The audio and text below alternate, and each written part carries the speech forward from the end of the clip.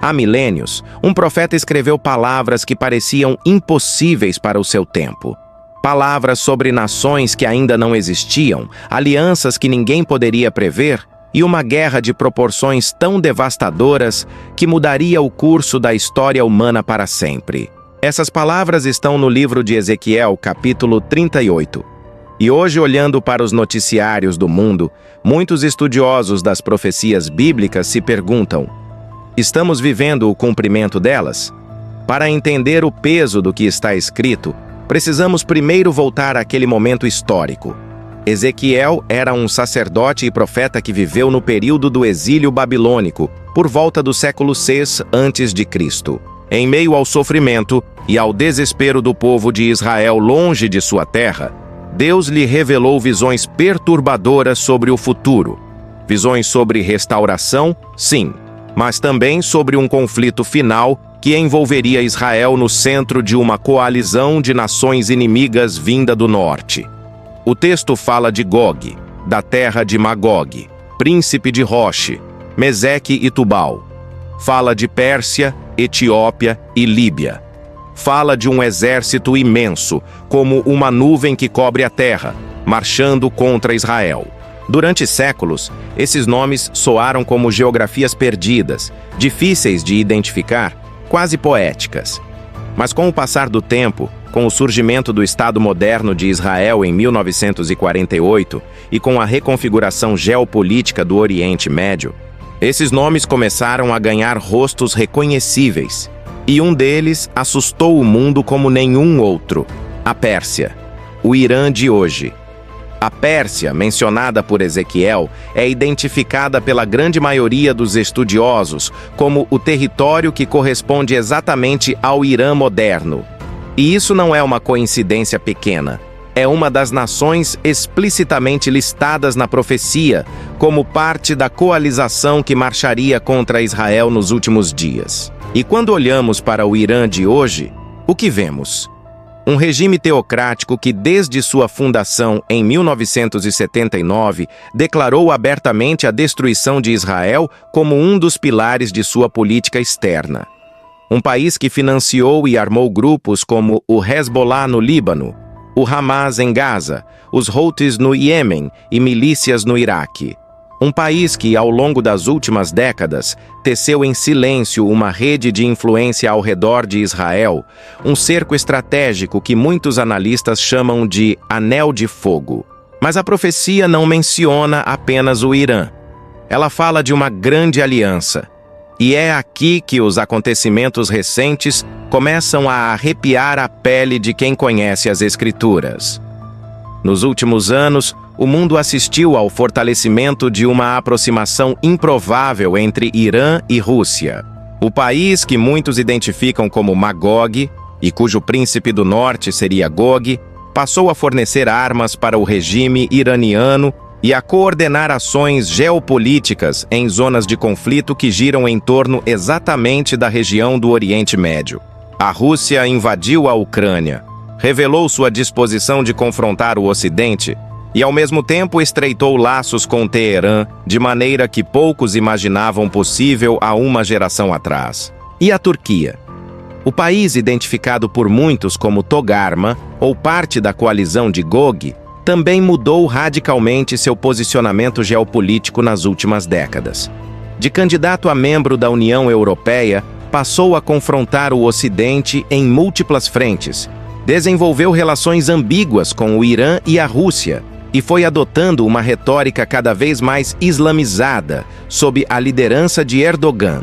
Para os estudiosos das profecias, as peças parecem se encaixar com uma velocidade que deixa pouco espaço para o ceticismo confortável.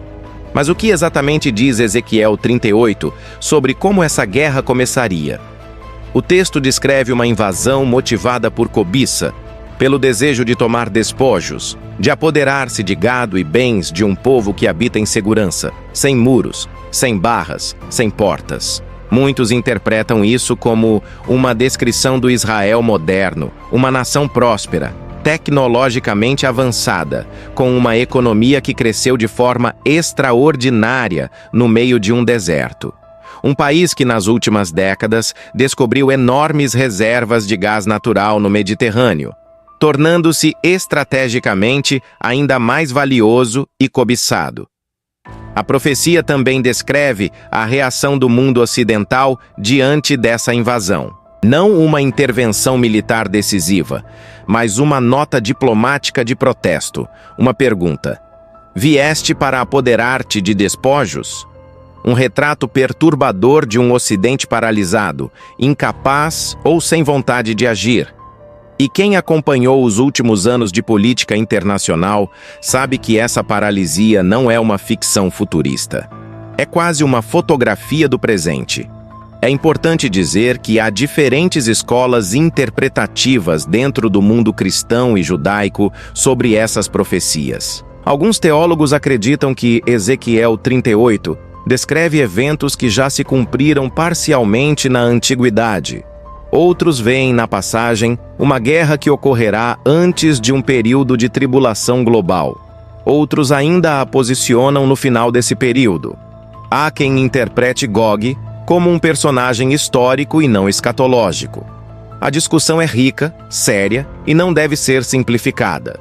Mas o que impressiona, independente da escola teológica adotada, é a confluência de circunstâncias geopolíticas que tornam o cenário descrito por Ezequiel não apenas plausível, mas visível, presente, quase palpável. O Irã e Israel nunca estiveram tão próximos de um confronto direto.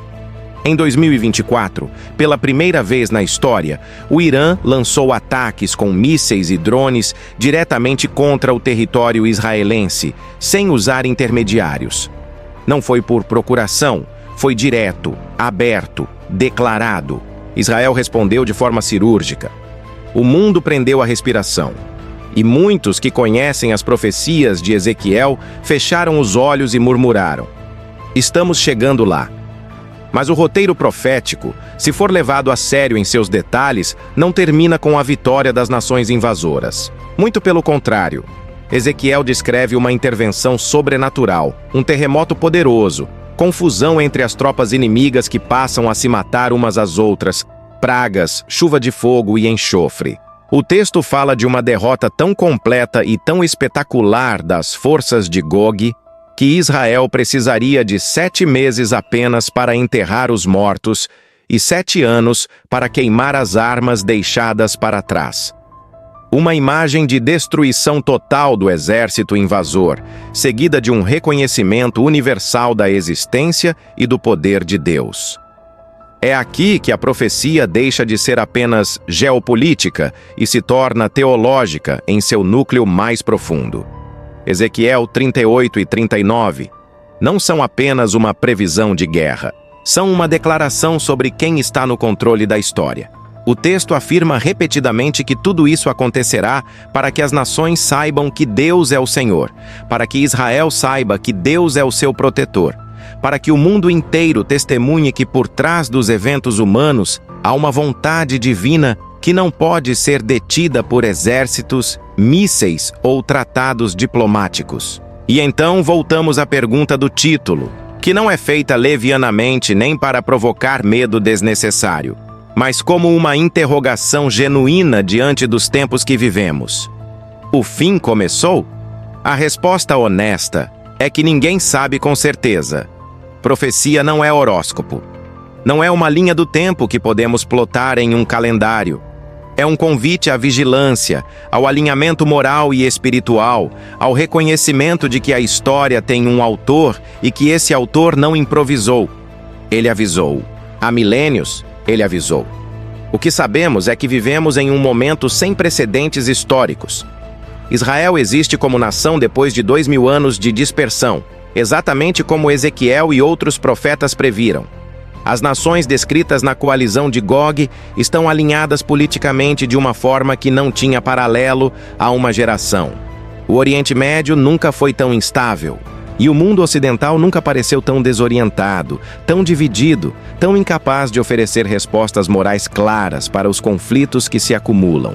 Se Ezequiel estava certo sobre a restauração de Israel, e estava, então suas palavras sobre o que vem depois merecem ser lidas com toda a seriedade. Não com pânico, não com fanatismo, mas com a sobriedade de quem olha para o céu e reconhece que as nuvens estão se formando exatamente como foi descrito. A pergunta não é se o fim vai chegar. A pergunta é o que estamos fazendo com o tempo que ainda temos.